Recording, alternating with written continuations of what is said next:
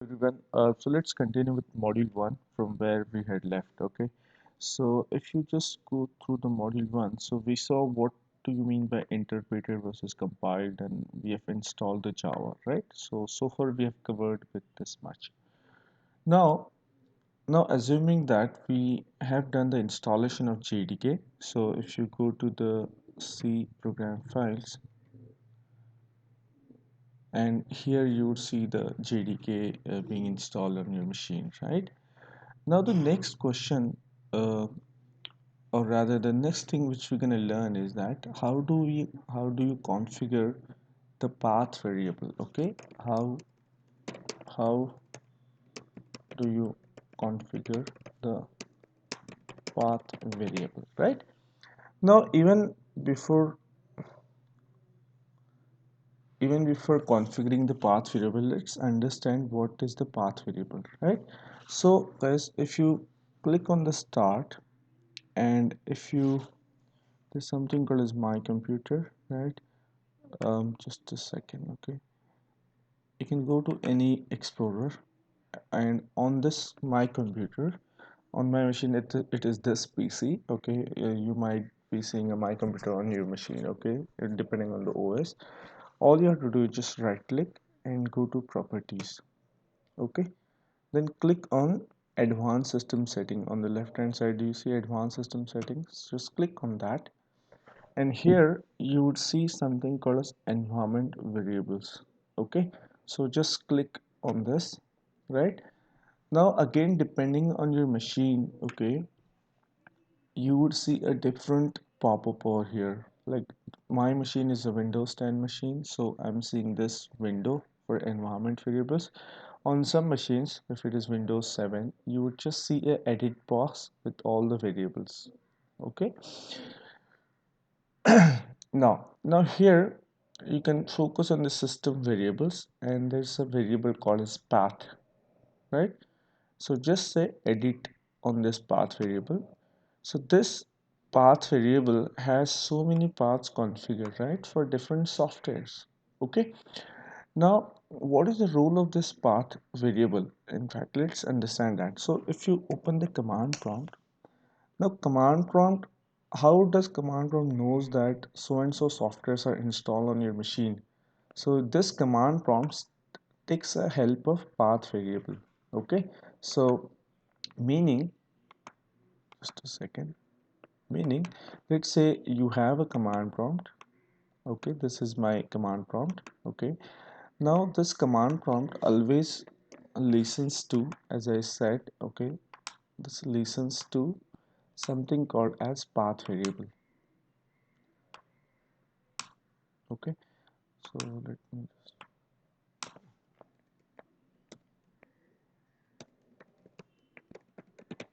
path environment variable to be specific. Okay, now so for example, let's say if I type something called as, for example, ABC. Okay, and if I just say enter, so this command prompt says that I cannot recognize this ABC command because there's no software which is configured in the path variable which supports this ABC command, right? For example, now if I type Java C, so as we know, Java C is Java compiler hyphen version, or let's say just say enter. So you would notice here the command gets recognized, meaning this command prompt goes to a path variable. It checks what all softwares do I have on this machine and which software does provide this command, right? Now in my case, since the path variable is already configured with the JDK path, that's the reason it's getting recognized. Okay, so if you see on my machine, just a second, see, do you see? So this is a JDK which is already configured on my machine, right? So all you have to do is go to JDK, Java JDK, just copy this bin path, okay? And let's assume this was not there, so let me delete this. So let's say my path variable doesn't have the JDK bin path. Okay, so all you have to do is just click on new, and paste the path over here which you have copied. Okay, and move this to the top. Okay, like this, and just say okay, right, like this. So now our JDK pin is configured on in your path variable, right?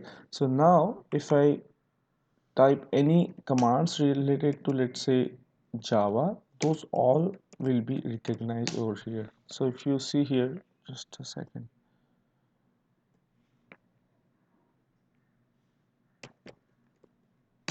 Yeah, so it's Java hyphen version. So now if I type Java hyphen version, it will give me 1.8 point. So this is the version which is configured on my machine currently, right?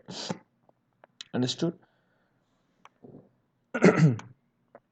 So at times on some of the machines, what I notice is that if you are using a Windows 7 operating system, and if you go to advanced system settings, environment variables, and path over here, okay, and when you click edit, instead of this pop-up, you might also see a single window, okay, single pop-up with all these this software paths separated by semicolon, okay.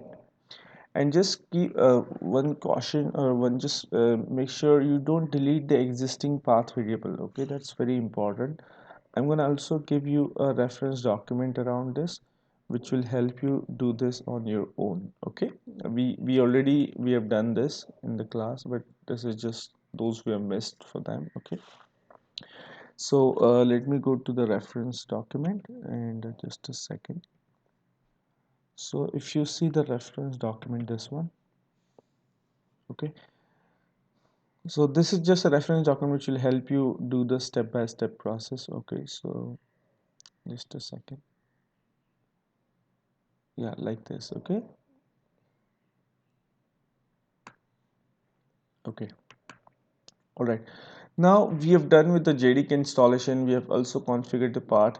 Now let's try and write down a very simple program in Java. Okay. Now we know the fact that Java is a compiled language. Okay, and we always write down the source code in Java with .java extension. Okay. Then what we do basically, then we compile that program, okay, and then we basically get a bytecode, okay, also known as compiled code, and the extension is dot class file, and then basically we execute that on your machine using something called as JVM, basically, right? This is what we have to follow in Java. So let's get started. Now we know that Java is configured on my machine. So now let's try and execute one simple program on a command line, okay. So I'm going to write down a simple program, public class, let's say test, okay, and some 1 2 3 4 like this, okay.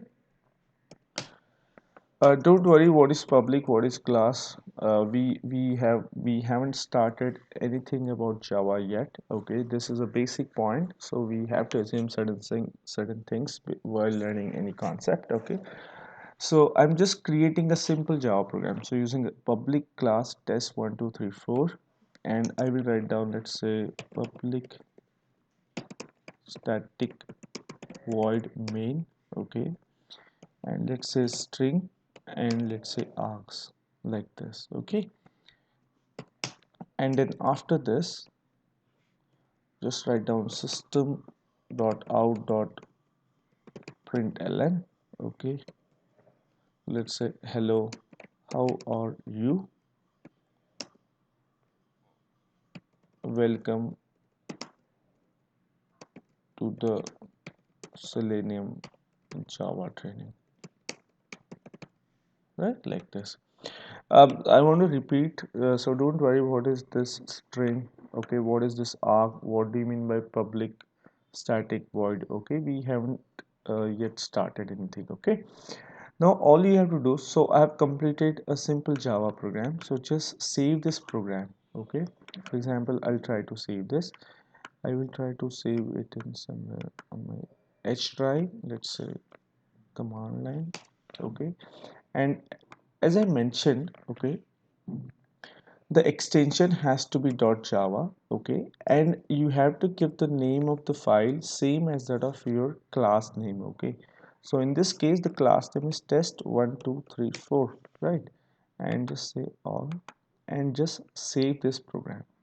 Okay, now I've created a Java simple Java program, public class test1234, and in that class I'm having a main method. Under this main method I'm just trying to print something on the console. That's it. Okay, now let's go to command prompt. Now as you know, this particular file is present on a H drive, right? So I need to go to H drive first, like H colon, just press enter. Okay, all I'm trying to show is how do you compile a simple Java program and execute through a command prompt basically. Okay, so I'll go to a directory where this file is present. So the directory is command line, so just use cd command line. And now if I do dir, there are a lot of files which I have used in the previous classes. Okay, so the one which I created is this one, right? Test1234. Now let's apply the basic things which we have learned. We need to compile this program first, so the command is javac. Okay, and just say test1234 dot java basically, right? And just say enter. Now if you see, it says there's an error in this file, so I forgot to put a semicolon. So again save this file, okay, and try to recompile. Okay, all right, so the first step is done, guys. If you see now, I have compiled this particular test1234.java program, and now if I just do dir, so you would notice here, see, a dot class file got created. So this dot class file is nothing but your compiled code or your intermediate code, or also known as byte code in Java. Okay, or it's a binary code, right? Now guys, as I mentioned, my machine is a Windows 10 machine. It's a 64-bit operating system, right? Now if I copy this test1234.class file and if I execute this .class file on Windows 7 machine, I can very well execute it. Okay, if I go to Windows XP and again if I execute this .class file, I can very well execute there as well. Meaning Java is platform independent. Okay, once you compile the Java code, okay, and once you get the byte code basically post compilation, okay, so this byte code, guys, is platform independent. You can execute byte code from one machine to other machine without doing any code changes at all, right? Okay, let's move on now. Okay, now I have compiled the program. Now all I have to do is just execute this program. Okay, so just say java hyphen cp, okay, and let's say test1234. Okay, that's the name of my .class file, right? And just say enter.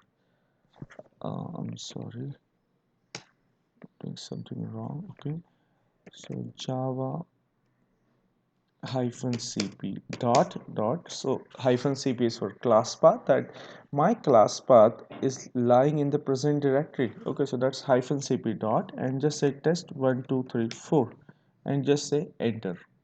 Okay, so if you see, I'm getting this program got executed and I'm getting a message on the console that hello, how are you, welcome to the Selenium Java training, right?